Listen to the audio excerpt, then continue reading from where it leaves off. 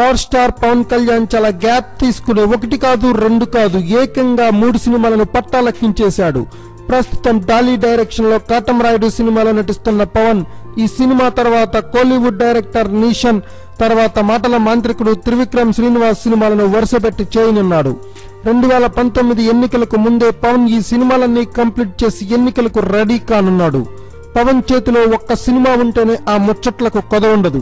ఇప్పుడు ఏకంగా 3 సినిమాలు ఉండడంతో పవన్ సినిమా ముచ్చట్లు అన్నీ ఇన్ని కావు. ఇక తాజాగా పవన్ సినిమా గురించి ఇంట్రెస్టింగ్ న్యూస్ బయటకు వచ్చింది. పవన్ నీషన్ కాంబోలో స్టార్ ప్రొడ్యూసర్ ఏఎం రత్నం నిర్మించే సినిమాలో ఓ ఫ్లాప్ హీరోయిన్ ఫిక్స్ అయినట్లు తెలుస్తోంది.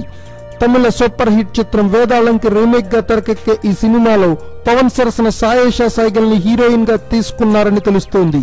అఖిల్ తొలి చిత్రం అఖిల్ తో ఎంట్రీ ఇచ్చిన బామ్మ సాయేషా ఆ సినిమా ఫ్లాప్ అయింది. సినిమా తర్వాత సాయేషా బాలీవుడ్ లోకి వెళ్లి అక్కడ అజయ్ దేవగన్ సరసన శివాయ్ సినిమాలో నటించింది. అఖిల్ ఫ్లాప్ అవ్వడంతో తెలుగు జనాలు సాయేషా పేరును తలుచుకోవడమే మానేశారు. ఎట్టకేలకు ఈ అమ్మడికి పవన్ సినిమాలో ఆఫర్ దొరికింది. పవన్ సరసన ఛాన్స్ రావడంతో సాయేషా ఆనందానికి అవధులే లేవట.